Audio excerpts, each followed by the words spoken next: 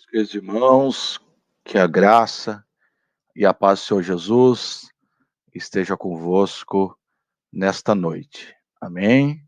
Vocês, por favor, pode confirmar se me ouvem e estão me vendo? Aperta o número 1, quem me ouve e quem me vê. Ok, muito bom que você está aí, que vocês estão aí, para que juntos a gente possa dar continuidade ao nosso estudo, tá?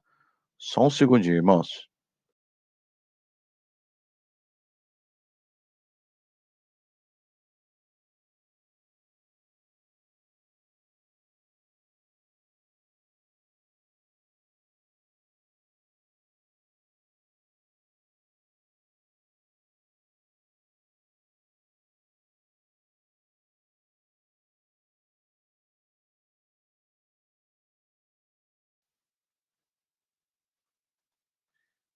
Ok, agora sim. Voltamos, né? Deus abençoe. Uma Lívia que já está aí conectada. O mundo de Kathleen. Quem que é o mundo de Kathleen? Daiane Gonçalves. É a Aline, será? É... Ana Paula, irmão Elias, pastor Davi está aí também, irmão Marcelo, Melina, Renan, tudo certo aí, irmão Renan? Hoje vai dar certo, né? Isa, Deus abençoe. Irmã Simone tá chegando aí. Irmã Rutilé, irmão Alex. Irmão Livaldo. Irmã Aline. A Aline não é o mundo de Kathleen, né? A Aline tá aqui por causa do Gonçalves. É por causa do Gonçalves que eu achei que era você. Irmã Márcia, tudo bem, irmã Márcia? Pai do Senhor. Que bom que a irmã tá aí conosco hoje.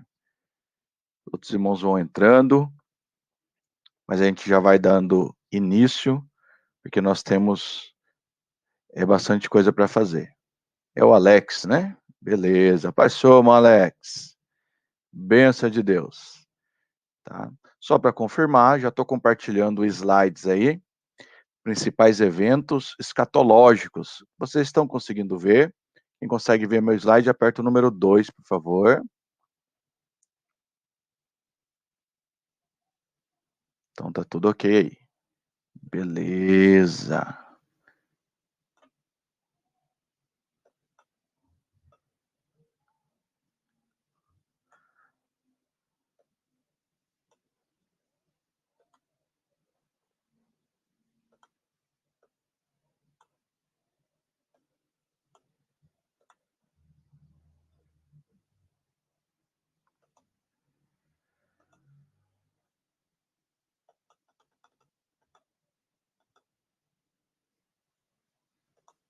Então, meus irmãos, nós chegamos na aula número 3, parte 3 da escatologia, onde a gente vai finalizar a escatologia hoje.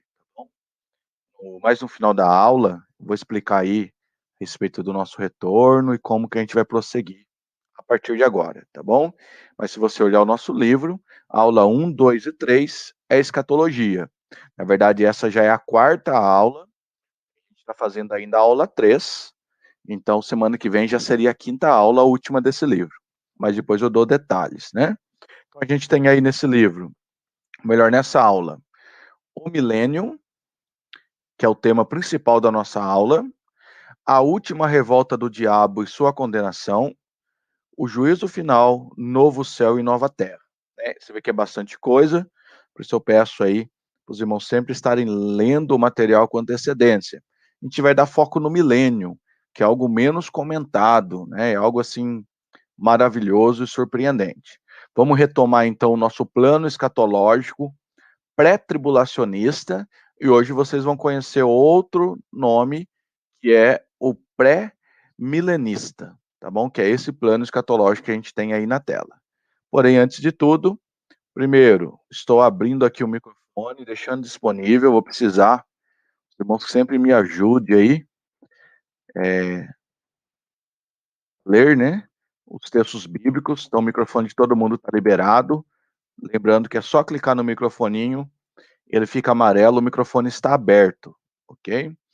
E vamos orar, pedindo que o Senhor nos abençoe uma vez mais, possa nos dar entendimento e discernimento de tudo aquilo que nós vamos falar. Pai bondoso, em nome de Jesus, eu quero lhe agradecer, ó Deus, pela tua infinita bondade que tem nos acompanhado. Nós nos sentimos protegidos e refugiados debaixo dos teus atos, ó Deus. Nós te louvamos pelo livramento, pela tua proteção, pela sua, pela sua provisão nas nossas vidas. Quero te pedir a bênção em especial para cada um dos irmãos que estão conectados nesse momento, estão ligados nesta aula, Pai. Isso mostra o compromisso deles com o Senhor, o compromisso deles com o reino de Deus. Por isso, os abençoe, nos abençoe por meio de cada palavra citada nesta aula, na cada leitura do texto bíblico, que a tua bênção seja presente. Da mesma forma, abençoe os familiares, todos que ouvirão pelo menos um fragmento dessa aula, os irmãos que ouvirão depois também na gravação da aula. Que a tua mão poderosa nos abençoe. No nome de Jesus, amém. Glória a Deus. Meus irmãos, então lá no nosso plano escatológico, a gente já viu, retomando lá, a era da igreja é a era a qual nós estamos vivendo. Então, nós estudamos lá na aula 1 os sinais que antecedem a volta de Cristo. Sabemos que o próximo evento escatológico é o arrebatamento da igreja. O arrebatamento vai acontecer nos ares. Então, essas são a ordem dos fatos que vão acontecer. Após o arrebatamento, segue-se o tribunal de Cristo. A gente comentou também lá na aula 2. Do tribunal de Cristo vai para as bodas do Cordeiro.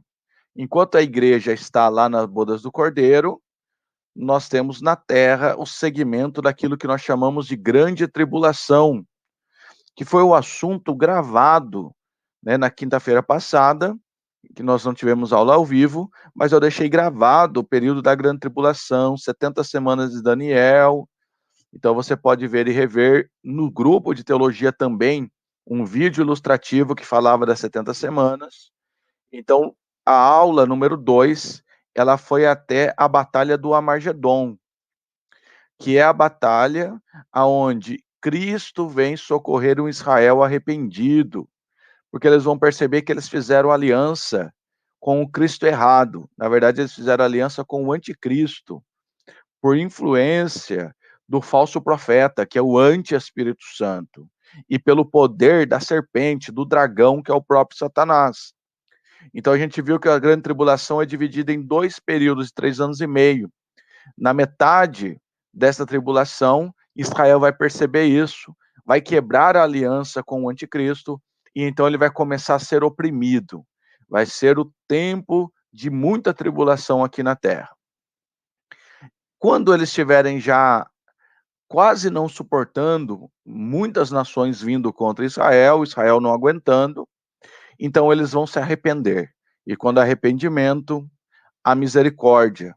Então eles vão reconhecer que o Cristo nosso, que nós aceitamos e eles rejeitaram, é o Cristo Salvador. E aí nessa oportunidade, Cristo virá dos ares, é a segunda vinda de Jesus, junto com a sua esposa, que é a igreja, e ele vem para livrar Israel, faz o julgamento das nações, condenando as nações que estavam contra Israel e aprisionando Satanás por 1000 anos. A nossa aula número 2, ela para nesse ponto. Agora, com Satanás preso, inicia a última dispensação, que é a dispensação que nós chamamos de milênio. Então, esse bloco final do milênio até a eternidade futura, com um novo céu e nova terra, é o plano final escatológico que nós estamos estudando aqui, ok? Os irmãos a qualquer momento podem escrever no nosso chat, eu vou lendo as perguntas. Se alguém quiser também entrar com o microfone, só clicar no microfone, eu estarei ouvindo você, todo mundo estará ouvindo, pode perguntar também falando. Também chegou alguns irmãos da nossa aula, o nosso irmão Edson Júnior, deu certo, né, irmão Edson? Espero que o irmão esteja me ouvindo bem. O Edson é nosso amigo lá de Americana, né? Conheceu uma vez que eu estive lá ministrando na igreja dele, e hoje ele vai estar acompanhando a nossa aula. Deus abençoe grandemente, viu, irmão Edson?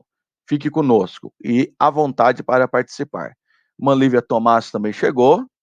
Irmão Felipe, né? O Felipe estava já, eu acabei não citando, que bem na hora que eu estava cumprimentando os irmãos, acho que a conexão dele caiu.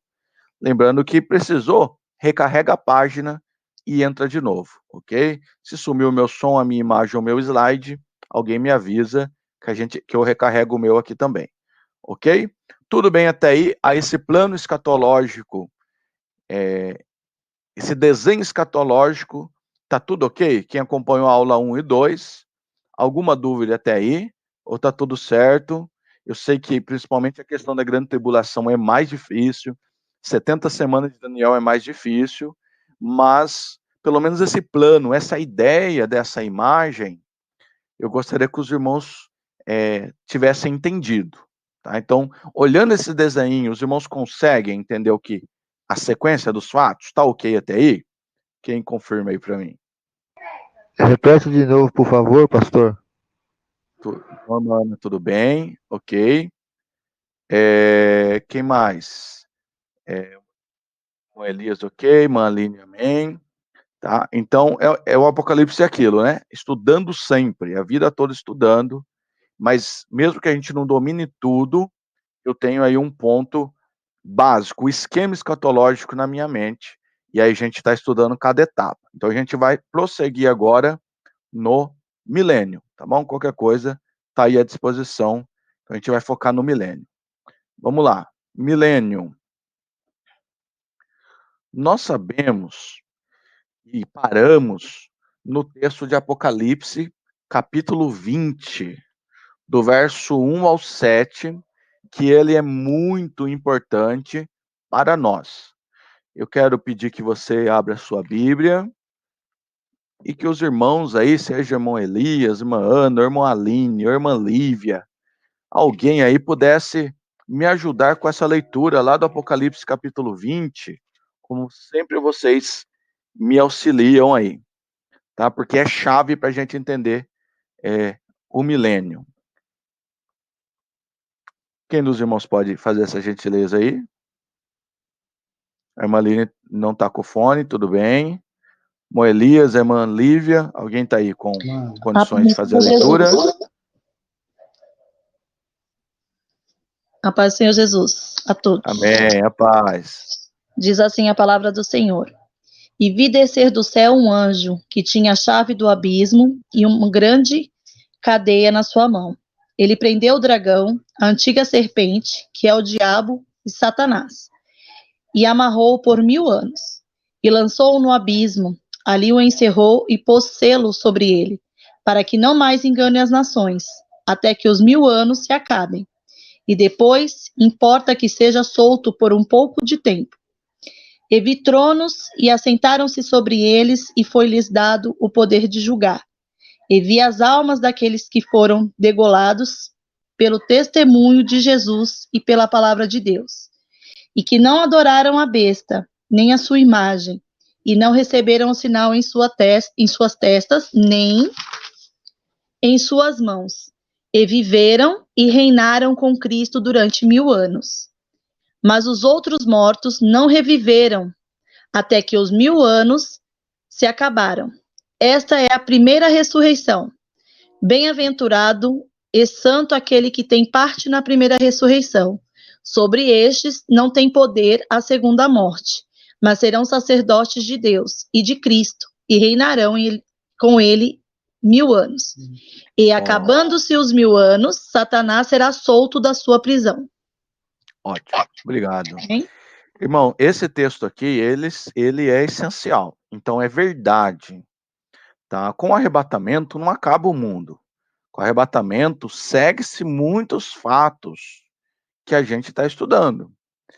Segue-se principalmente a grande tribulação, e no final da grande tribulação tem um cumprimento desses versículos que foi lido.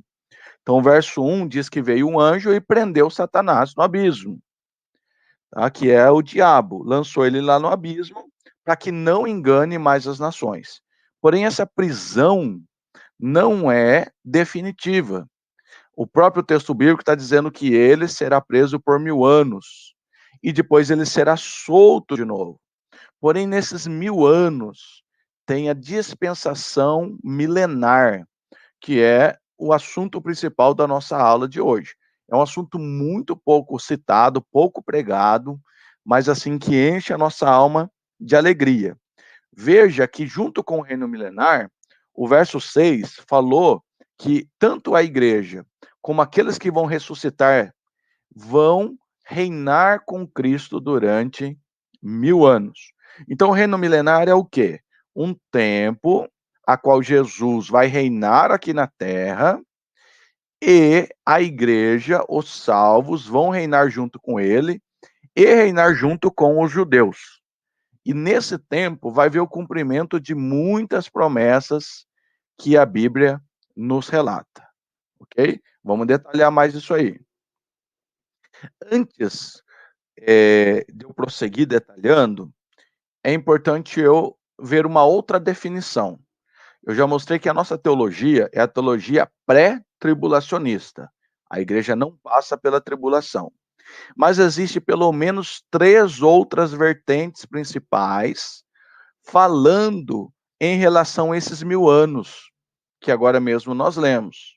Então, cada corrente teológica olha esse texto de Apocalipse 20 e interpreta de uma forma diferente. Tem mais do que 3. Eu destaquei aqui as 3 principais. Eu tenho o amilenismo, ou os amilenistas. Esse A é de não. Então eu tenho os não milenistas. Vou detalhar já o que são eles. Eu tenho os pós-milenarista ou pós-milenismo, é outro grupo. E por fim eu tenho o pré-milenarismo ou pré-milenismo, tá? Então nós estamos entre essas 3 correntes, tá? Então é um pensamento. Nós, na verdade, somos pré-tribulacionistas e pré-milenistas. Mas é importante eu ver aí o que fala cada um deles. Então eu tenho aqui um resumo de cada um deles. Primeiro, o amilenismo, que é o que não acredita no milênio, tá? Ele não acha que esse grupo, quando ele lê aqui Apocalipse 20, ele interpreta Apocalipse 20 como simbólico. Não é literal, não é de verdade 1000 anos contado nos meses. Ele acha que esse 1000 não é de verdade, é apenas um símbolo, tá?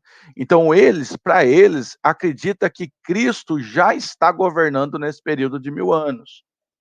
Então eles vão dizer que quando Cristo morreu na cruz, o diabo já foi preso. Só que eles também não acreditam que esse diabo preso é literal, mas eles acreditam que o poder do diabo foi limitado, tá? É a visão deles. Tá? Então, Cristo está reinando, sentado no trono de Davi, tem o domínio completo, já foi glorificado, tá? Mas não precisa contar 1000 anos de verdade. Esse 1000 anos não é literal. Esse é o grupo chamado amilenismo. O outro grupo é muito parecido com eles, é o pós-milenismo.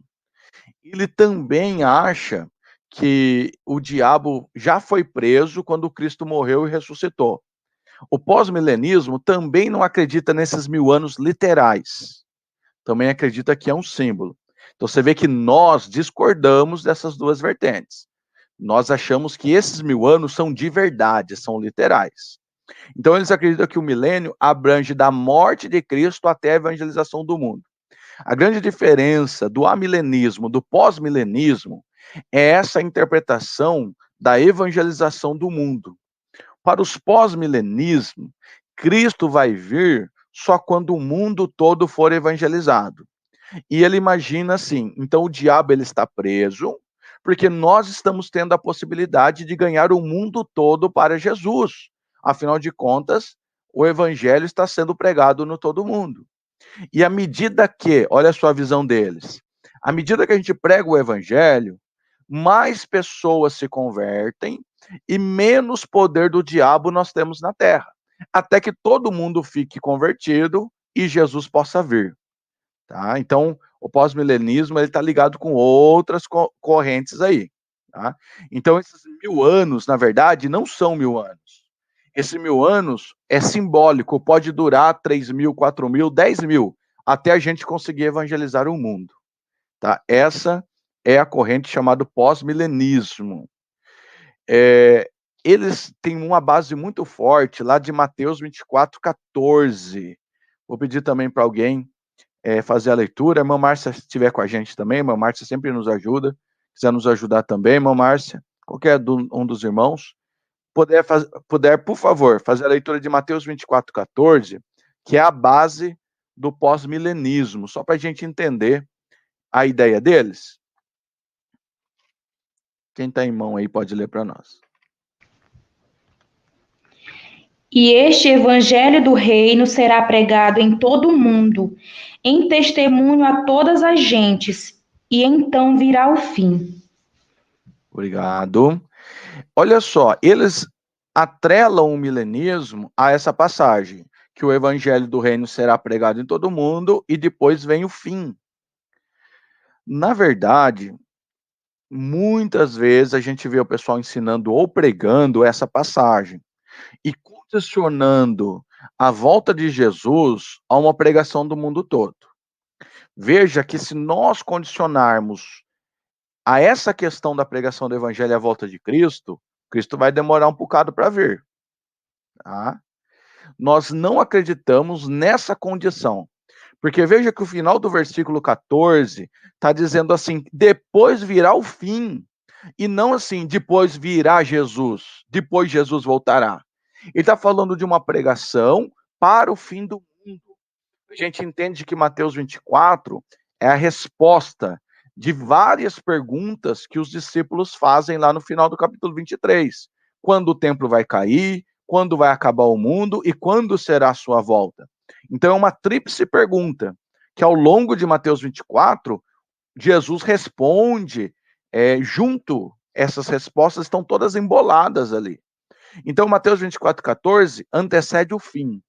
Então, nós não acreditamos, tá? A nossa teologia, a teologia Assembleia de Deus, não acredita que tem que pregar no mundo todo para Jesus vir. Por quê?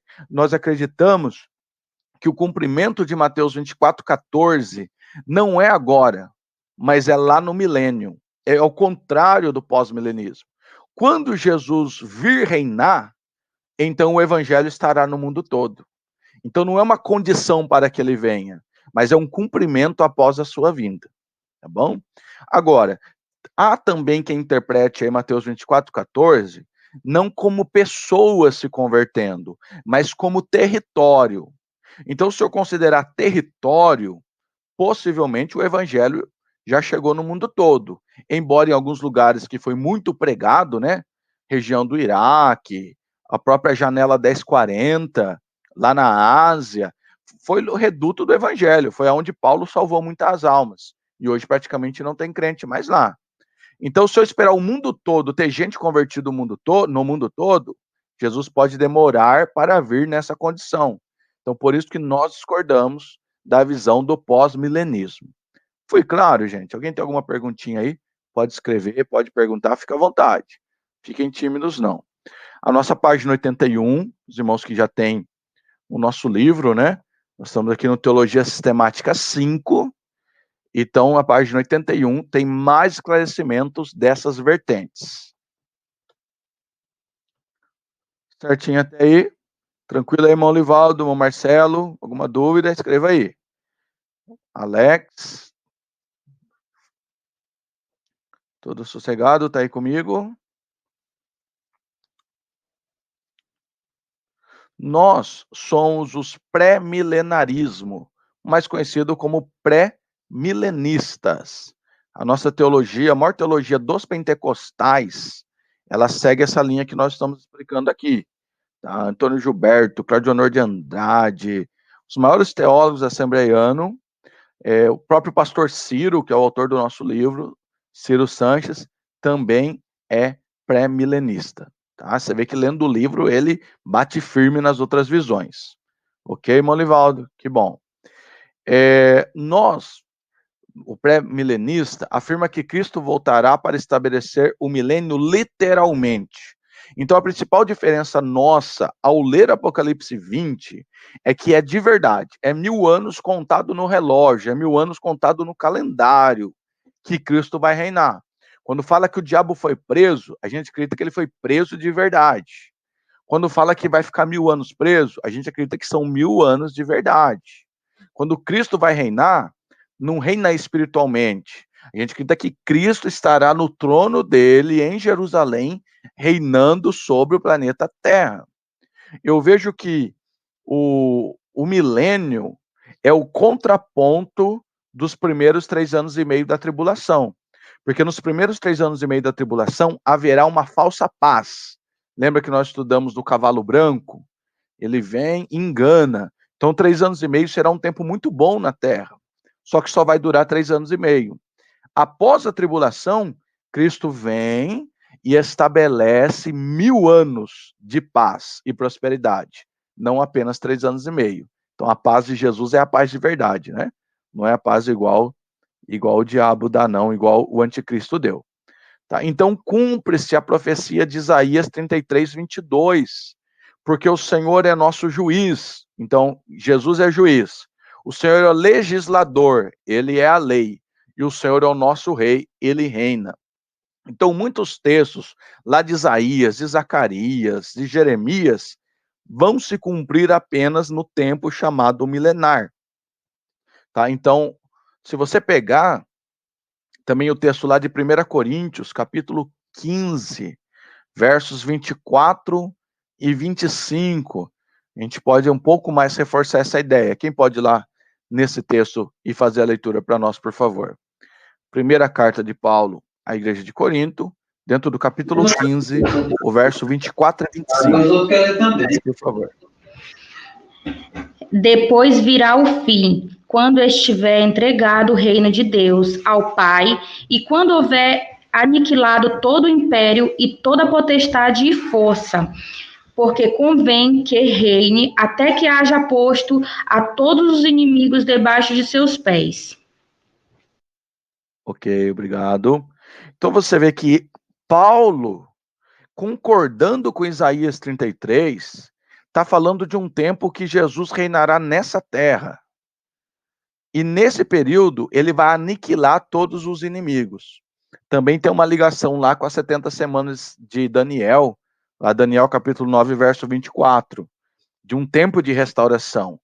Todos os profetas menores, Ageu, Zacarias, Malaquias, Amós, Naum, Abacuque, todos eles terminam com uma promessa de restauração. O próprio Paulo endossa essa promessa de restauração, que vai acontecer exatamente nesse período.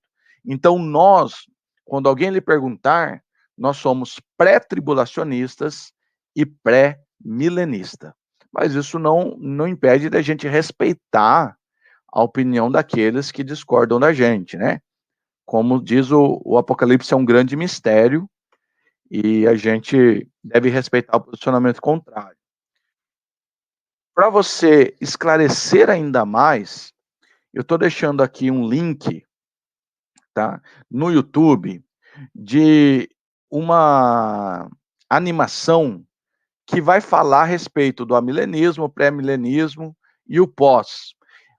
O pré-milenismo também ele divide em histórico e dispensacionalista. Nosso livro não comenta desses dois grupos, mas aqui no vídeo você vai ver que tem outras interpretações ainda. Tá? Então, quem depois puder assistir esse vídeo, vai ajudar a diferenciar aí os milenismos, tá bom? Então, um acredita que é literal e dois acreditam que é espiritual. Certo? Podemos seguir? Tudo tranquilo até aí? Irmã Isa, tudo certo, Isa? Tô achando vocês muito quietinhos hoje, vai escrevendo aí. Felipe, tá certo? As irmãs Lívia.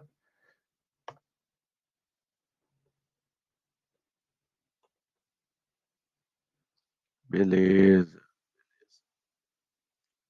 Vamos lá. O milênio É a promessa que Israel mais almeja. Lá na aula 1, a gente estudou que os israelitas, eles não entenderam que Jesus vinha em duas fases. Primeiro como cordeiro e depois como leão. Eles achavam que na primeira vinda do Messias, o milênio já se cumpriria.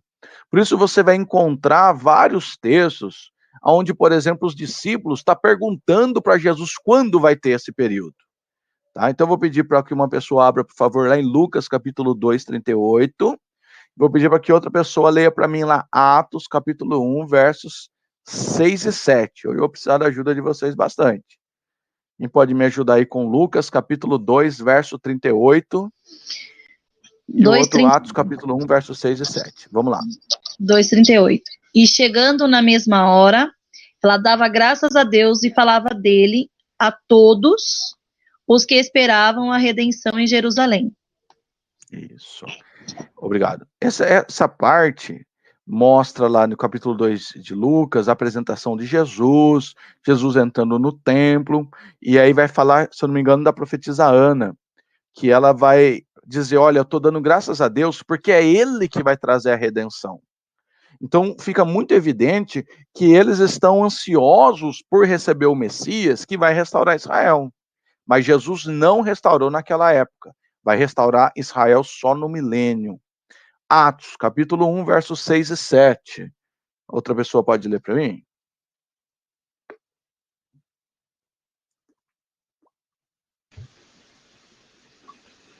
Aqueles, pois, que se haviam reunido, perguntaram-lhe, dizendo, Senhor, restaurarás tu neste tempo o reino de Israel? E disse-lhes, não vos pertence saber os tempos ou as estações, que o Pai estabeleceu pelo seu próprio poder. Ok, obrigado. Veja que não só lá em Lucas há essa expectativa, mas lá em Atos. Eles olham, Jesus já morreu, Jesus já ressuscitou, prometeu o Espírito Santo, está subindo para o céu. Fala, Senhor, está faltando uma coisa. O quê? Está faltando restaurar Israel. Quando vai acontecer isso? Quando você vê os dois discípulos a caminho de Emaús, eles estão conversando e diz para o próprio Jesus, nós esperávamos que era ele que restaurasse Israel. No entanto, já é o terceiro dia e ele morreu.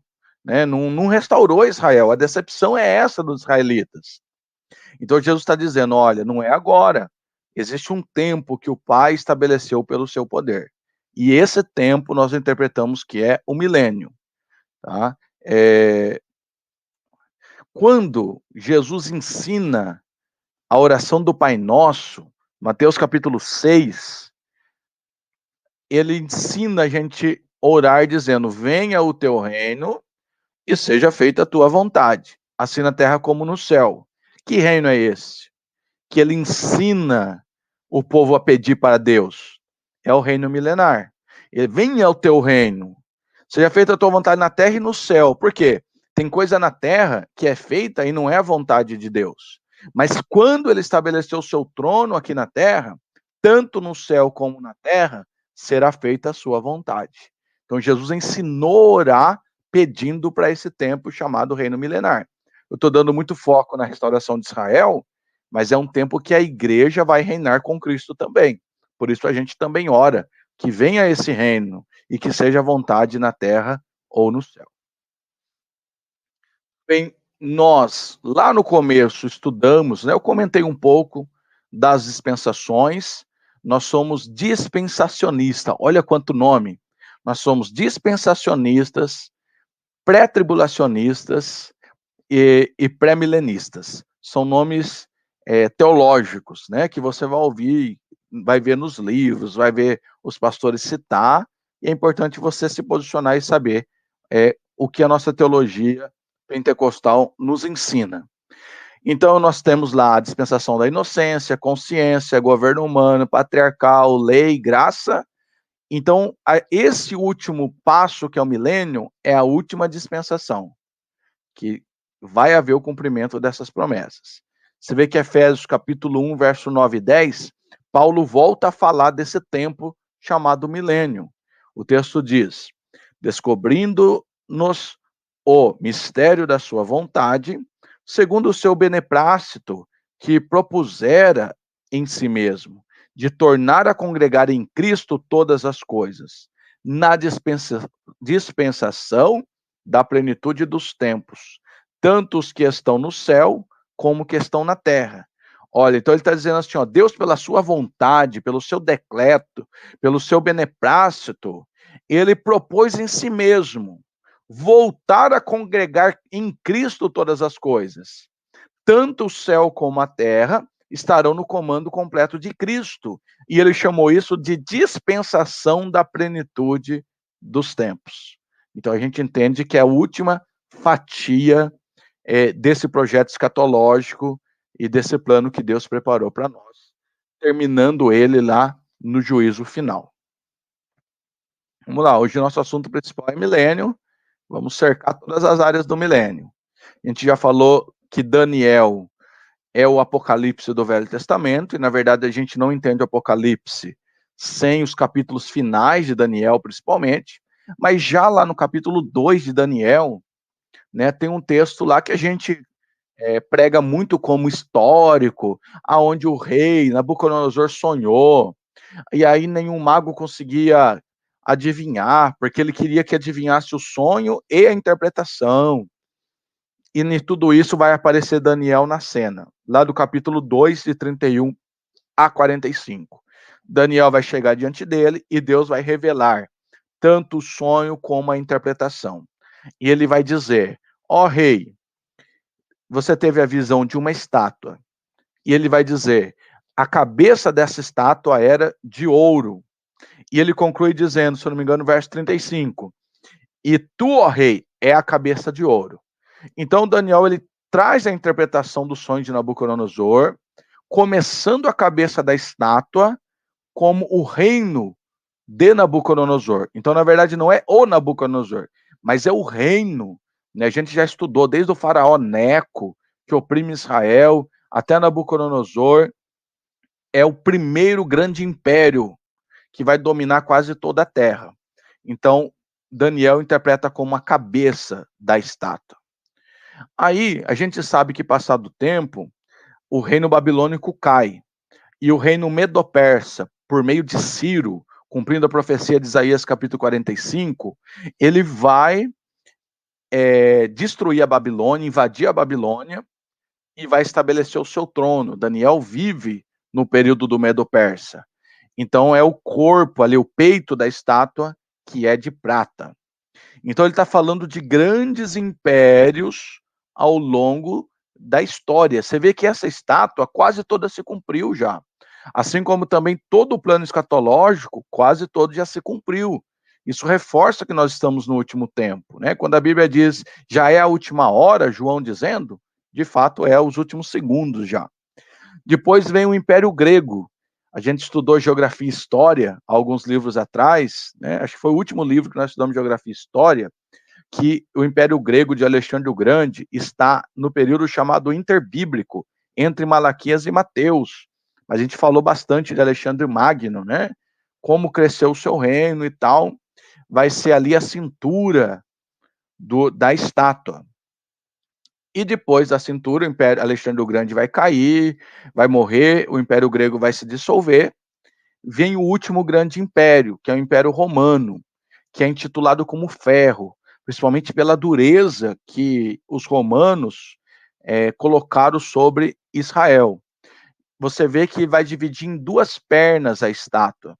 Estudando a história, a gente vê que o Império Romano se dividiu em dois, em oriental e ocidental.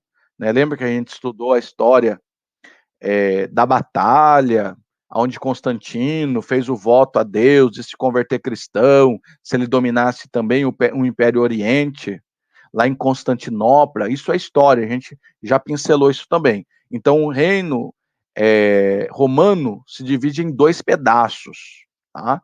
Mas a gente sabe que ele se enfraquece e cai também, já ali a partir do ano 300 e alguma coisa. E aí vem o pé. O pé é meio ferro e o pé é meio barro. O pé, ferro e barro, é o tempo que nós estamos vivendo agora. Tá? Pé, ferro e barro fala assim de, não posso dizer, não há um reino que domine todo o mundo. Mesmo que se levante nações poderosas, ela não consegue dominar todo mundo como foram as outras nações. E fala também do tipo de governo que nós temos até os dias de hoje. Você pode ver que muitos lugares são comunistas, né? Você tem a China, você tem Cuba, você tem Coreia do Norte, você tem a Rússia, que governa de um jeito e são grandes potências, a maioria delas, e você tem o Estado Democrático, né? Estados Unidos, o próprio Israel. Então o mundo está com um tipo de política mesclado. Essa é uma das interpretações que se dá ali pelos pés, aonde isso vai acontecer para frente daquilo que Daniel falou. Mas o grande fechamento é Daniel capítulo 2, verso 44. Mas nos dias desses reis, o Deus do céu levantará um reino que jamais será destruído. Glória a Deus. Deus está dizendo para Daniel: olha, tá vendo todos esses impérios? Vai cair tudo, mas vai haver um reino que estará de pé e jamais ele cairá. Quem que é esse reino? Reino de Cristo. Em que tempo? Dentro do milênio. Esmiuçará e consumirá todos esses reinos, mas ele subsistirá para todos sempre. Glória a Deus. Veja então que a profecia de Daniel se cumpre. Mais que isso, se você pegar o texto, ele vai dizer que veio uma pedra, e essa pedra despedaçou a estátua. Quem escreve o nome dessa pedra no chat agora? Qual é a pedra que despedaça a estátua? Qual o nome dessa pedra? Pedro falou dessa pedra. O próprio Jesus ensinou a gente a edificar a casa nessa pedra. Qual é o nome da pedra que despedaça a estátua? Jesus é a pedra angular, é a pedra de esquina. Glória a Deus. Então ele se mostra mais poderoso do que todos os impérios que se passaram. Deus já havia falado isso para Daniel. Tá? Então o reino milenar, ele é uma grande expectativa para todos nós.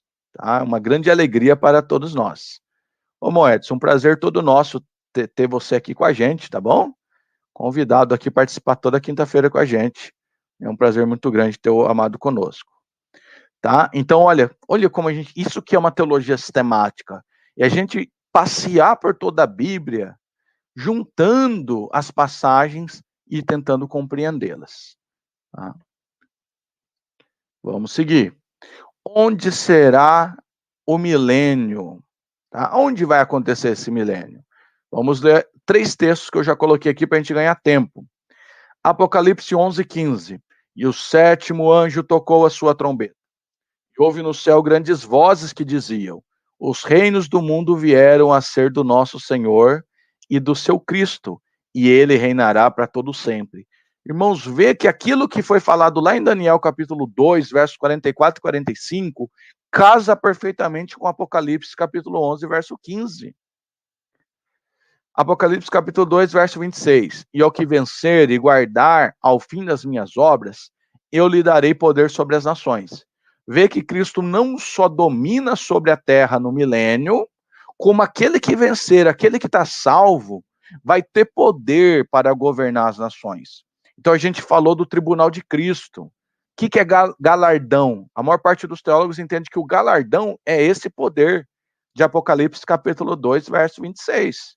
Então tem gente que teve tanto galardão que no reino milenial vai servir a Cristo lá em Jerusalém. Né? Pegar uns irmãos bem bonzinhos aí, que não é o irmão Elias. Acho que o irmão Elias vai lá para Jerusalém, irmão Elias. Vai governar aqui não. Eu que sou mais fraquinho, vou governar aqui em Nova Odessa. Vou cuidar daqui de Nova Odessa. Então, é esse poder que a igreja terá, porque Cristo governará o mundo e vai precisar de muita gente trabalhando para ele. Né? Então não importa o que eu for fazer, eu quero governar com Jesus, né? E eu senti alguma contradição, irmã Elias, nesse comentário da irmã Ana aí. Acho que não é bem assim não, né? O irmão Elias tem uma cara de tão bonzinho, só falta assim sinal de anjinho sobre a cabeça dele. Eu acho que o Elias não é capaz de matar uma barata, tadinho. É um homem muito amoroso. Deus abençoe, irmão Elias, irmã Ana. 1 Coríntios capítulo 6, verso 2. Não sabeis vós que os santos hão de julgar o mundo? Ora, se o mundo deve ser julgado por vós, sois porventura indignos de julgar as coisas mínimas?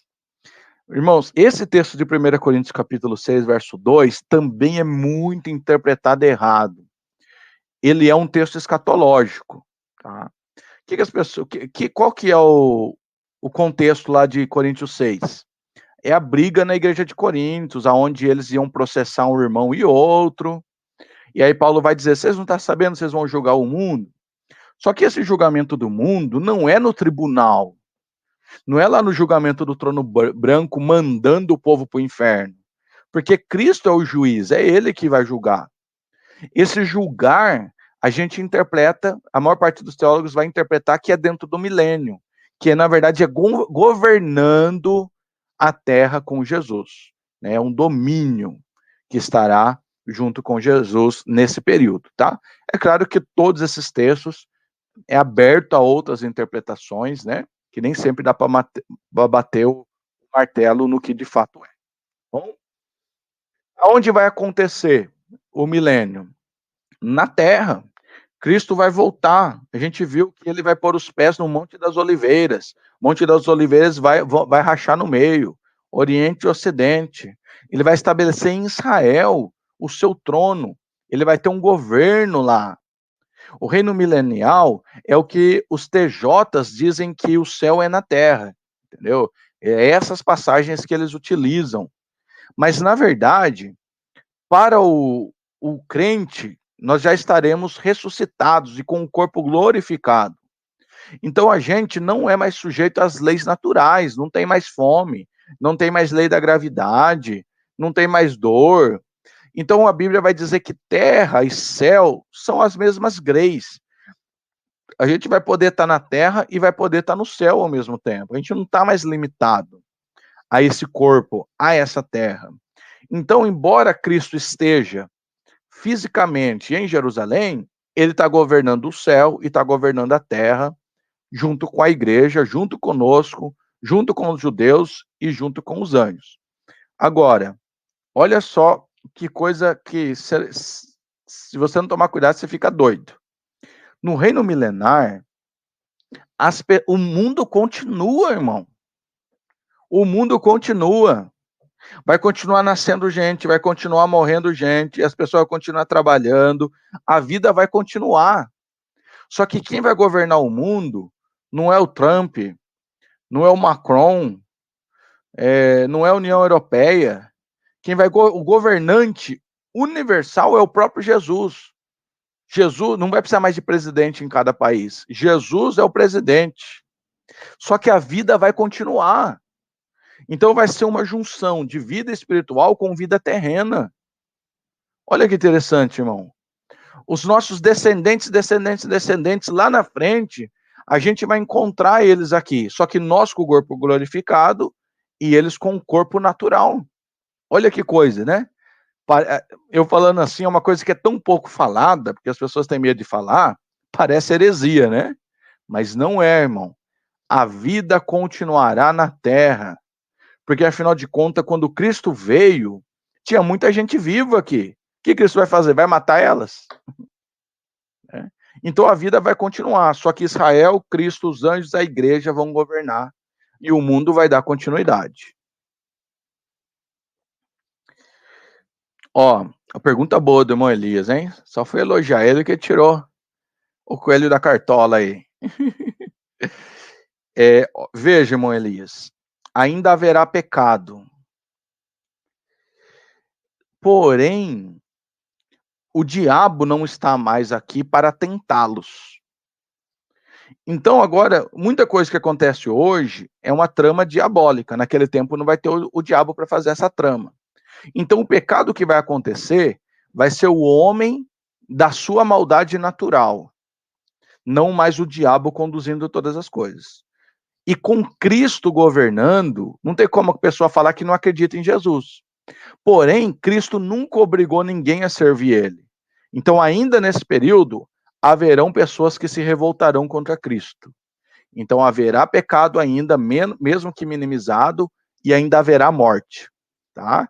A gente vai dar outros textos bíblicos para fortalecer essa ideia, tá?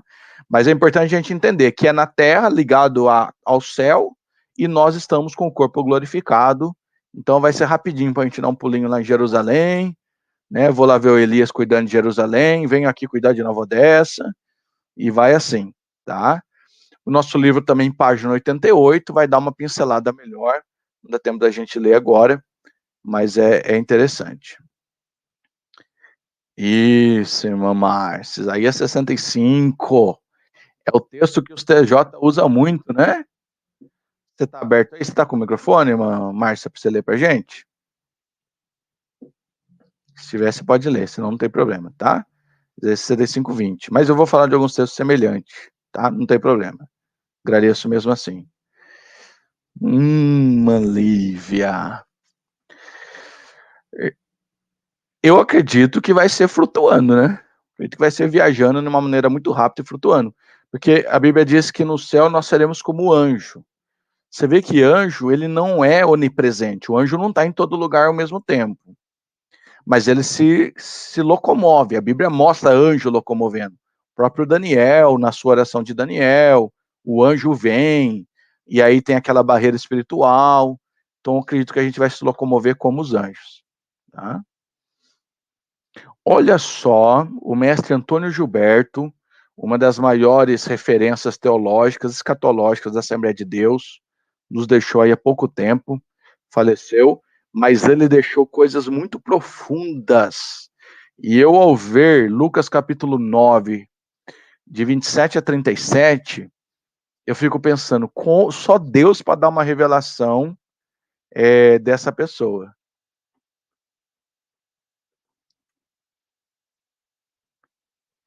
Que isso, Malis, tranquilo. Olha essa revelação, irmão, que Deus deu ao pastor Antônio Gilberto. Ele fala que a passagem lá de Lucas 9, por questão de tempo a gente não vai ler, mas já é algo que prefigura o milênio. Qual que é a passagem de Lucas 9, só para vocês lembrar? É a passagem onde Cristo está transfigurando diante dos discípulos. Então ele leva lá Pedro, Tiago e João, vai um pouquinho à frente, e ali ele começa a brilhar, o seu corpo começa a resplandecer, aparece Moisés, aparece Elias, e da onde sai aquele hino muito famoso, bom estarmos aqui, né? Aí ele vai dizer, bom estarmos aqui, Senhor. Quer que façamos uma cabana para ti, uma cabana para Moisés e uma para Elias? É uma passagem maravilhosa.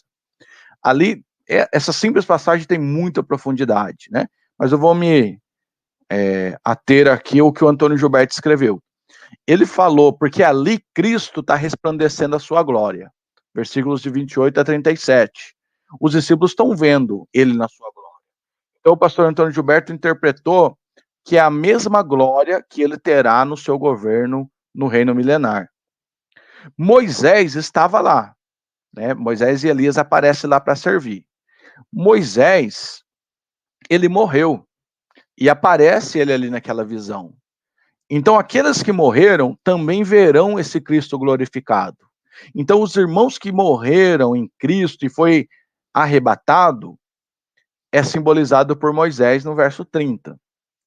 Elias, que foi aquele que não morreu, mas foi arrebatado, mas também estava na visão, é os crentes que foram arrebatados vivos e estarão no milênio com Cristo, não conheceram a morte, a exemplo de Elias.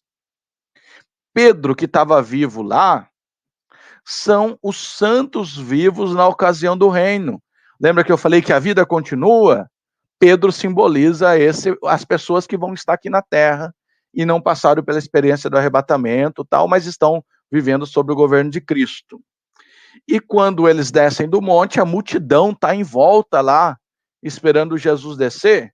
A multidão, segundo o pastor Antônio Gilberto, representa as nações que terão lugar no milênio.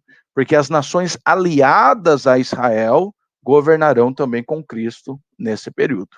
Veja que lá nos evangelhos ele apontou para o tempo milenar. Profunda, não é não?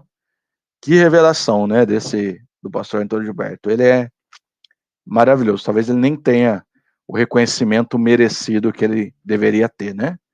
O pessoal gosta muito ainda de pregador de Gideões e tanta coisa, mas tem muitas coisas profundas e maravilhosas aí do pastor Antônio Gilberto.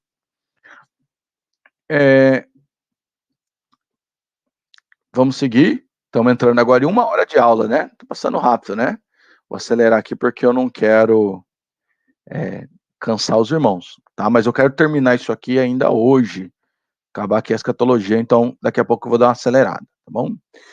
Agora sim, características do milênio. Aqui é a hora que mais aguça a nossa curiosidade, né? Como vai ser? Tem coisas que não foram reveladas, a Bíblia não diz. Mas algumas coisas a gente pode conhecer. Zacarias 12:10. Mas sobre a casa de Davi e sobre os habitantes de Jerusalém derramarei o espírito de graça e de súplicas.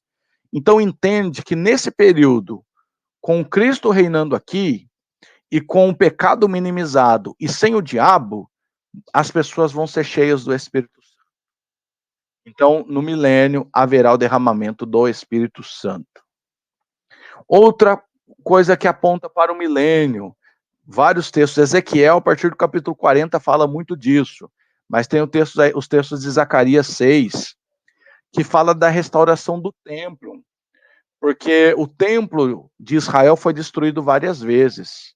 E o que eles querem hoje, se você perguntar para o judeu, ele quer o templo de volta. Então, o próprio Cristo restaurará o templo dele. O templo de Salomão, né, como o de Salomão, será restabelecido, mas agora o próprio Cristo será adorado dentro dele. Israel possuirá toda a terra prometida. Você vê que hoje Israel perdeu a terra que Deus deu por meio de Josué. Ele tem uma faixinha de terra só. Mas, segundo Ezequiel 48, ele vai governar toda a terra prometida. Tudo aquilo que Deus prometeu a dar às tribos de Israel, Israel dominará. Outra coisa, pleno conhecimento do Senhor e evangelho por todo o mundo. Lembra que eu falei? Lá de Mateus 24:14, pregação no mundo todo, reino milenar. É lá que vai acontecer isso. Pleno conhecimento do Senhor. Não vai ter mais leigo. Você vê hoje que uma parcela muito grande, principalmente dentro das nossas igrejas, né? O conhecimento das pessoas é extremamente limitado. Existem barreiras. O próprio pecado não nos deixa interpretar a Bíblia como se deve. Mas nesse tempo milenar, haverá muito conhecimento. Não tem mais como aparecer um falso profeta enganando as pessoas. Porque as pessoas vão conhecer muito de Deus e muito da palavra. Vão entender o texto sagrado de uma maneira que a gente não entende hoje. Tem coisas que vão ser até intuitivo, a pessoa já vai compreender sem ninguém explicar, porque é outra dispensação. Deus muda a forma de trabalhar com essas pessoas, tá? Então lembra que a dispensação é isso? As pessoas vão mudando, ou melhor, Deus muda o jeito de tratar as pessoas. No milênio acontece isso também. Deus é o mesmo, mas as regras são mudadas. Eu acredito que sim, viu, irmão Edson? Boa pergunta, viu, irmão Edson? O Espírito Santo continua habitando em nós. O próprio Espírito estará, eu acho que dentro e fora, né? Terá a plenitude do Espírito Santo. Tá? Mas eu creio que sim, que o próprio Cristo estará conosco. Então, se haverá esse derramamento, ele continuará habitando em nós. Vamos lá, mais algumas características. Olha esse texto de Isaías, chegando ali naqueles textos que a irmã Márcia citou, 65:20. Mas aqui 43:20. Os animais do campo me honrarão, e os chacais e os avestruzes, porque porei água no deserto, os rios no ermo, para dar de beber ao meu povo, ao meu escolhido. Você vê que também não haverá mais terra ruim que não produz. Não haverá mais deserto. E os animais, né, que vivem nessas regiões terão água para beber. Isaías 11:6-8. Natureza do selvagem dos animais será tirada. Né? Os animais voltarão a ser como era lá no Éden. Não haverá mais animais carnívoros. Morará o lobo com o cordeiro, e o leopardo com o cabrito se deitará, e o bezerro, e o leão novo, e o animal cevado viverão juntos, e o menino pequeno os conduzirá. Olha só, uma criança vai conduzir o leão, o leopardo, o cabrito, tudo junto. E a vaca e a ursa vai pastar junta. O urso não vai atacar a vaca. E as crias juntas se deitarão. O leão comerá palha com o boi. Por isso que eles deixam de ser carnívoros e passam a ser herbívoros. A criança de peito brincará sobre a toca da aspe, e a desmamada meterá sua mão na cova. Está falando de cobra, de serpente, que não picará mais o homem. Tá? Também aqui eu coloquei um link, evangelhoperdido.com.br, uma análise detalhada sobre o milênio. Se quiser saber mais características, tem esse site aí para os irmãos conferirem. Vamos mais algumas características. Como foi perguntado, a atividade pecaminosa será bem pequena por causa do livre-arbítrio. Tá? Então Deus ainda permitirá que as pessoas pequem, mas por causa desse pecado serão julgadas, né, e serão condenadas. Tá? Então Apocalipse 19:15, Zacarias 14:11. Agora olha o ponto bom, hein? Longevidade. As pessoas vão viver muito. Não haverá mais nela criança de poucos dias. Irmão, isso é maravilhoso, não vai morrer criança. Toda morte é dura, mas quando é de criança é mais dura ainda, né? Aquelas cenas que mostram as crianças enfermas em hospital, crianças do Boldrini. Não vai ter mais criança doente e não vai morrer mais. E nem velho que não cumpra seus dias, porque o menino morrerá de 100 anos, porém o pecador de 100 anos será amaldiçoado. Então está dizendo que vai ter pouco pecado, vão viver bastante, mas mesmo assim haverá morte. E haverá, grande pergunta, haverá salvação no milênio? Claro que sim, o evangelho vai continuar sendo pregado. Então aquelas pessoas que nascerão no milênio precisarão encontrar e entregar a sua vida ao Rei Jesus. Tá? Então, claro que não serão obrigados a servir a Deus, mas precisarão aceitar a Jesus para viver em comunhão com Cristo, e se morrerem nesse período, poderão depois voltar também com o corpo glorificado.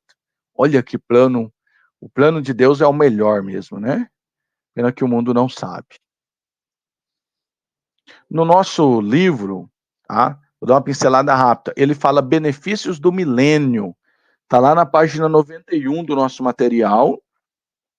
Lembrando que é importante que você leia o material, porque não tem condição de citar tudo aqui, é muita coisa. Mas, rapidamente, página 91, item 1. O que vai acontecer no milênio? A paz será abundante. Item 2, não haverá guerra.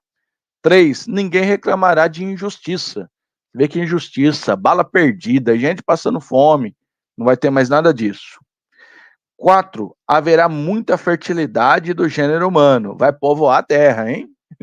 Não vai ter mais doenças que vão impedir as pessoas de gerarem filhos, não vão ter mais pessoas estéreis, vai multiplicar muito a população. É claro que você vê que na grande tribulação vai ser dizimada a população da terra, vai ficar bem menos gente, mas agora vai repovoar a terra, que é um desejo de Deus. 5, todos terão um lugar para morar. 6, haverá longevidade e saúde para todos. E 7, não haverá instinto de ferocidade de animais, conforme a gente já acabou de ler. Ok? Estou acelerando aqui por causa do horário. Aqui o plano escatológico retomado, né? Então nós estamos aqui no milênio, já partindo para o juízo final, tá? Então essas são as principais características que nós podemos falar do milênio, tá? Partindo aqui agora para o juízo final. Nós lemos lá em Apocalipse 20 que Satanás foi preso, e nesses 1000 anos que nós acreditamos ser literal, Cristo vai reinar na terra. Mas o texto estava dizendo muito claro que ele seria preso por 1000 anos, mas depois ele seria solto, lá no Apocalipse capítulo 20, verso 7. E aí Deus vai permitir que o diabo seja solto, para finalmente finalizar o seu plano escatológico. O texto é esse que está aí. E sairá a enganar as nações que estão sobre os 4 cantos da terra. Então o diabo solto vai se levantar de novo contra Deus, e vai ter muita gente que vai seguir o Satanás de novo. Gog e Magog, cujo número é como a areia do mar. Gog e Magog, ele é citado lá também em Ezequiel. Gog e Magog tipifica assim, os inimigos de Deus, os inimigos do povo de Israel, que aqui mais uma vez volta com essa simbologia. Então é muita gente, porque é como a areia do mar, para se ajuntar em batalha. Todo mundo junto contra, mais uma vez, contra Jesus Cristo. E subirão sobre a largura da terra e cercarão o arraial dos santos e a cidade amada. Então eles vão para Jerusalém. E de Deus desceu fogo do céu e os devorou. Então vai haver esse ajuntamento, eles vão contra Deus de Jerusalém, contra Jesus, e aí o Senhor vai os consumir. Desceu fogo do céu e os devorou. E ali é o fim do diabo. E o diabo que os enganava, porque ele não vai dizer, o diabo nunca diz, eu sou o diabo, vamos lá lutar contra Deus, né? Ele faz promessas falsas, vai enganar essas pessoas, essas nações que vão contra Israel, mas aí ele foi lançado no lago de fogo e enxofre, onde estão a besta e o falso profeta, que já foram eliminados lá no Amargedon, que a gente já estudou. E de noite serão atormentados para todo sempre. É onde Jesus falou, onde o fogo não apaga e o bicho não morre, onde todos os condenados irão. Tá? Então, após os 1000 anos, Satanás solto e será condenado agora eternamente. Ele mesmo vai para o inferno. Por isso aquela ideia que, na verdade, atualmente não tem ninguém no inferno, né? Quem vai inaugurar o inferno é a besta, o falso profeta e o próprio diabo. A gente sabe que, segundo Efésios 6, o diabo está na atmosfera, nas regiões celestiais. Não está no inferno. O inferno ainda está 0 quilômetro. Esse inferno como lago de fogo, né? Não como Hades, lá de Lucas 16. E essa guerra, então, eu tenho a primeira guerra, que é a Armagedon, a gente já estudou. Essa guerra é chamada, então, de Guerra de Gog e Magog, que é caracterizado pelo fim dos 1000 anos, Satanás é liberto, engana muita gente que se levanta contra Deus, e depois o fim dessas pessoas e o fim da própria serpente. Glória a Deus. E aí o nosso livro, ele vai citar lá, por exemplo, por que o inimigo será solto? A página 95, não só essa página, mas o nosso livro, ele traz outros questionamentos bem interessantes sobre perguntas do milênio, né? Tem coisa que a Bíblia não vai revelar, tem coisa que a gente pode até conjecturar que seria, mas a página 95 vai ter um comentário aí. Por que o inimigo será solto? Deixa eu correr lá rapidão. Diz assim: a passagem acima explica que a liberdade provisória concedida ao inimigo tem um propósito: enganar as nações. Deus provará os que nasceram durante o milênio, permitindo a tentação do inimigo. Lembramos-nos de que ele a ninguém tenta, mas nunca impediu o diabo de tentar os crentes, haja vista serem por eles manifesto os verdadeiros servos do Senhor. Então, nessa soltura do diabo, ele vai trazer crente para o lado dele. Então, é uma permissão de Deus para que as pessoas sejam tentadas a deixar de servir a Deus e seguir o diabo. Assim, Deus poderá separar aqueles que de fato são fiéis daqueles que são infiéis. Esse é o motivo principal dessa soltura após 1000 anos, que o milênio vai estar tudo muito bom, mas mesmo assim algumas pessoas vão revelar o seu mau caráter e por isso serão condenados. Alguns textos, né, que falam aí da condenação do diabo, João 16:11, e do juízo, porque já o príncipe desse mundo será julgado. João já falava isso nos evangelhos. Não vou ler, mas você tem aí Judas, verso 6, 2 Pedro 2:4, Romanos 16:20, são textos que falam dessa condenação do diabo, mas parece não haver dúvida que ele será lançado no inferno, né? E por isso ele sabe disso, e por isso ele quer levar muita gente com ele.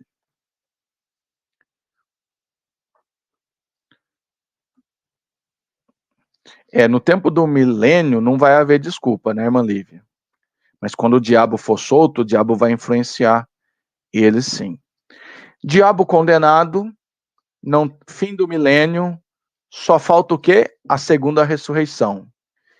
Todos os homens, desde lá da criação do mundo, que não ressuscitaram na primeira ressurreição, vão ressuscitar na segunda ressurreição para o julgamento. Teologicamente, com base em Apocalipse 20:11, a gente chama de julgamento do trono branco. É o julgamento final. E vi um grande trono, e o que estavam assentados sobre ele, cuja presença fugiu a terra e o céu, e não se achou lugar para eles. Lembra que o tribunal de Cristo é nos ares? Julgamento do trono branco também é nos ares. Até o céu e a terra vão temer esse dia, que vai ser um dia de muito espanto. Apocalipse 21:1. E vi um novo céu, uma nova terra, porque já o primeiro céu e a primeira terra passaram e o mar já não existe.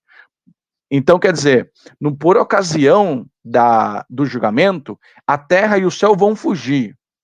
Mas Apocalipse 21:1 fala de uma restauração dessa terra e desse céu, que é onde vai haver a habitação dos santos na chamada eternidade futura. Né? O Orton, que é um comentarista, na nossa página 98, fará aqui no nosso livro um importante comentário a respeito do assunto. Ele diz assim, Stanley Orton: a glória do trono branco é intensa. O universo físico não pode suster-se diante do fogo do julgamento. A terra atual, contaminada pela transgressão de Adão, foge da presença daquele que se encontra no trono. A declaração "não se achou lugar para eles" indica que os componentes do universo material deixarão de existir. Será a preparação para o novo céu e para nova terra. O Edson está perguntando aqui, lá no final do milênio vai haver uma batalha. O texto não deixa claro se nós vamos batalhar, né? Mas vai dizer que vem essa revolta, a gente vai estar do lado do anjo, do lado de Jesus, a não ser se você fala os anjos caídos, né? Mas só diz que vai vir fogo do céu e vai consumir o diabo. Ele não dá muito detalhe a respeito, tá, Moedas?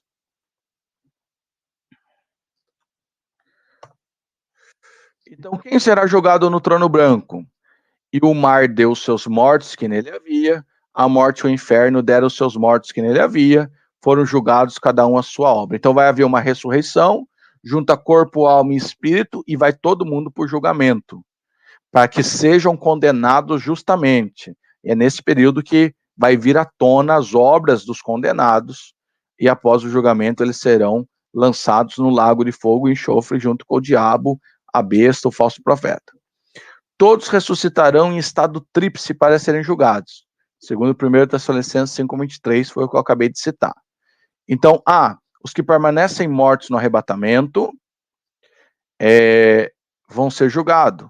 Os mortos lá na batalha de Armagedon serão julgados. Os que não ressuscitarem no milênio vão ser julgados. E os pecadores que foram mortos no milênio serão julgados. Ou seja, todos os perdidos serão julgados nesse julgamento chamado do trono branco. E por fim, após esse julgamento, a própria morte será jogada no inferno. Aí é o final de tudo, né? E a morte e o inferno foram lançados no lago de fogo. Essa é a segunda morte. Então já não existe morte, já não existe o inferno, tudo no lago de fogo, e aí haverá condenação, e esses queimarão eternamente. Textos que cumprirão no juízo. Filipenses capítulo 2, 10 e 11. Para que o nome de Jesus se dobre todo o joelho, dos que estão nos céus e na terra e debaixo da terra. Toda língua confessa que Jesus é o Senhor, para a glória de Deus Pai. Então, antes de serem lançados no inferno, no lago de fogo, eles precisarão confessar Jesus. Quem confessa Jesus agora vai para o céu. Mas quem confessa Jesus naquele tempo, confessa e depois vai para o inferno.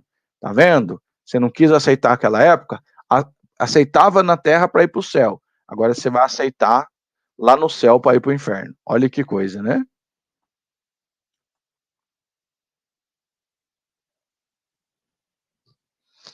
Irmã Lívia. Olha só esse texto, Mateus 7, 22 e 23, já falo para você. Muitos me dirão naquele dia, Senhor, Senhor, nós profetizamos em teu nome expulsamos demônio, em teu nome fizemos maravilhas. E então lhes direi abertamente, nunca vos conheci, apartai-vos de mim, vós que praticais a iniquidade. Então é aquela questão, né, de quem conhece o poder de Deus, mas não conhece a presença de Deus.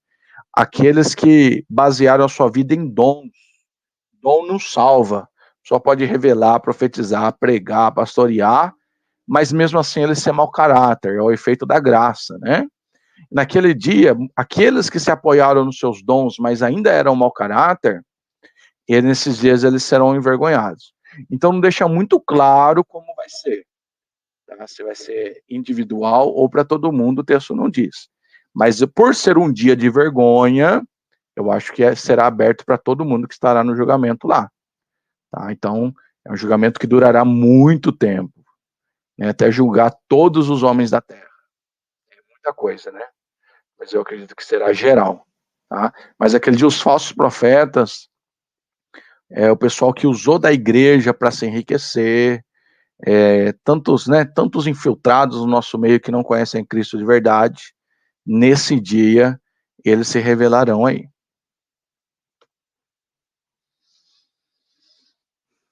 Concluindo já, né, não quero passar aqui das 9h30, vamos dar aí 1h20 de aula já. Quem ficará de fora? Sim, Lívia, haverá sentimentos, com certeza. Choro, dor, com certeza. Para eles, sim, porque eles não estarão no corpo glorificado, eles vão estar nesse corpo aqui mesmo. Tá? Então, nesse dia, para eles haverá. Para quem está salvo e glorificado, não. Mas para eles, certamente haverá. Para os salvos, possivelmente não. Naquele dia, irmã Lívia, se a gente vê um parente sendo condenado, a gente vai concordar com a condenação dele. Porque falou, ele não quis servir a Cristo, é certo que ele seja condenado. Então a gente não estará nessa estrutura mais. Será igual Cristo, né? Mas para o próprio Cristo que ama todo mundo, o amor, vamos pôr, o meu amor pela minha mãe, pela minha irmã, não é maior do que o amor de Jesus por elas. E mesmo Jesus amando minha mãe, minha irmã, Jesus pode lançá-las no fogo eterno. Então, naquele dia, eu vou estar do lado de Jesus, não do lado da minha mãe e da minha irmã. Assim vai acontecer com todo mundo, tá? Como um exemplo aí para você entender. Não dá tempo de falar, irmãos, infelizmente, mas a nossa página 102, 103 e 104 vai fazer uma apuração lá de Apocalipse 22:15. Quem são os cães? Né, que são esses maus obreiros, os feiticeiros, né, que faz simpatia, horóscopo, os que se prostituem, os homicidas, quem são os idólatras. Tem uma explicação detalhada lá no nosso livro, nessas páginas. E, por fim, também aqueles livros que serão abertos, né? Apocalipse 20:12. E vi os mortos, grandes e pequenos, que estavam diante de Deus. Abriram-se o livro, e abriu-se outro livro, que é o da vida, e os mortos foram julgados pelas coisas que estavam escritas no livro, segundo as suas obras.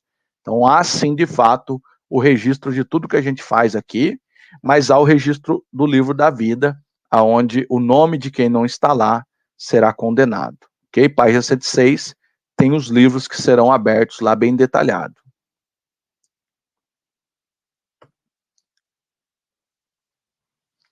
E, por fim, novo céu e nova terra. Final do plano escatológico. Quem era mal está todo no lago de fogo. Quem é bom está com Jesus. Para reinar, ficar eternamente com Jesus, o texto de 2 Pedro 3:7. Mas o céu e a terra que agora existem, pela mesma palavra, se reservam como tesouro e se aguardam para o fogo até o dia do juízo e da perdição dos homens ímpios. Mas ele diz, nós, segundo a sua promessa, guardamos novo céu e nova terra.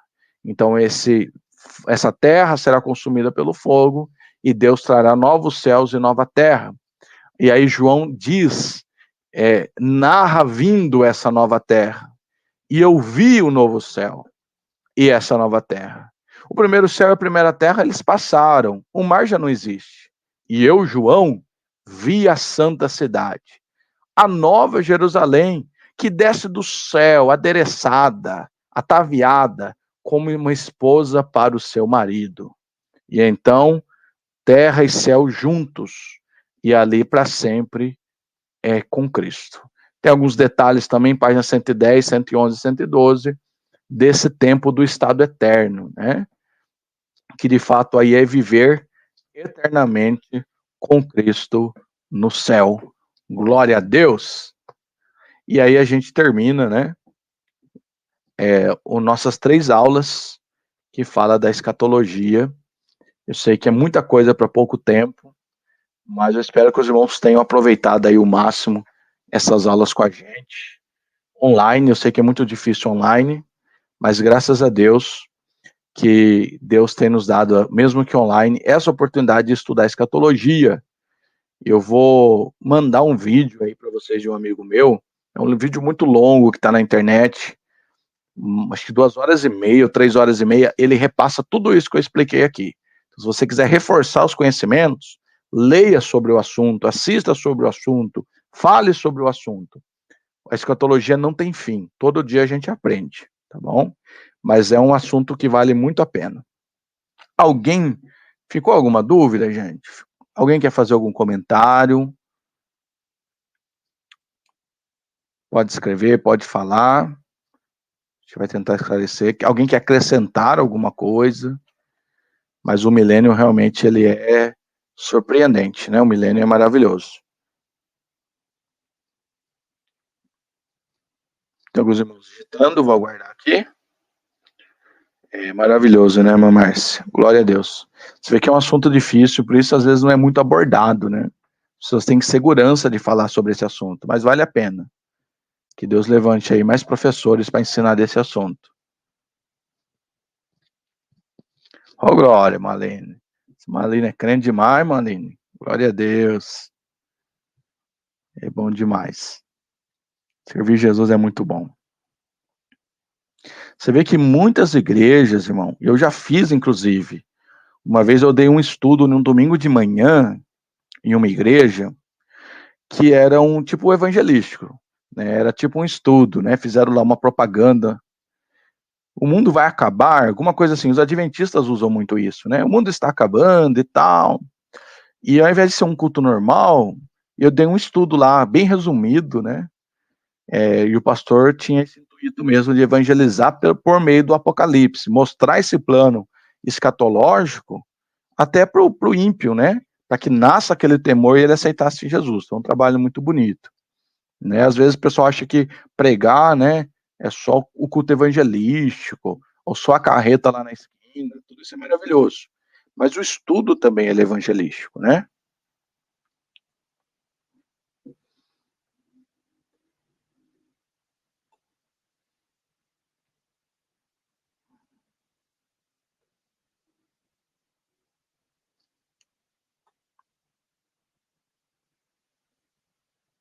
Aí a irmã Márcia está falando, fez o seminário, é muito bom, muito bom.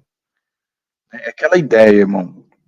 Na minha igreja aí tem uns irmãos que congregam com a gente, aí o irmão Renan, o irmão Alex, os irmãos Alex, a irmã Rotileia, nós somos do mesmo ministério, né? Assembleia de Deus Missão. E a gente anualmente, esse ano infelizmente não teve por causa da pandemia, mas todo mês de março, o nosso pastor faz a semana de estudo bíblico. Eu já preguei algumas vezes nessa semana de estudo bíblico. O pastor traz gente de fora, começa na terça e vai até o domingo. Todo dia estudo bíblico. É uma bênção. Eu sempre recomendo que todas as igrejas tenham esse tipo de trabalho, né? Então, tem uma igreja lá em Campinas, que eu também tive nesse trabalho, lá no Jardim Santa Rosa, em Campinas. Os irmãos também fizeram. Inclusive, o ano passado eu preguei lá e o tema era Apocalipse também, tá? Foi uma benção, foi muito legal. Inclusive, era semana no domingo, lá em Campinas, ia haver consagração de obreiros. Os obreiros que não apareceram durante a semana para estudar a Bíblia no seminário, chegou no domingo, não foram consagrados. Foi super bacana. Mas foi muito legal esses estudos. Então vale a pena, irmão. Deus levante gente, pastores com o coração aberto para o estudo da palavra de Deus. Ok?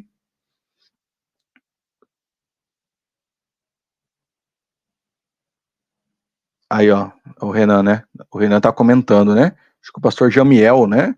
Ele é psicólogo, ele estaria lá na igreja falando da psicologia. Muito legal. Eita, verdade, Lívia? Bênção pura. Glória a Deus. Gente, então eu vou encerrando aqui a aula nesse momento, tá bom? A aula vai até aqui. Quem está assistindo a nossa gravação, que vai estar disponível aí no YouTube, a aula é até agora, tá bom? Eu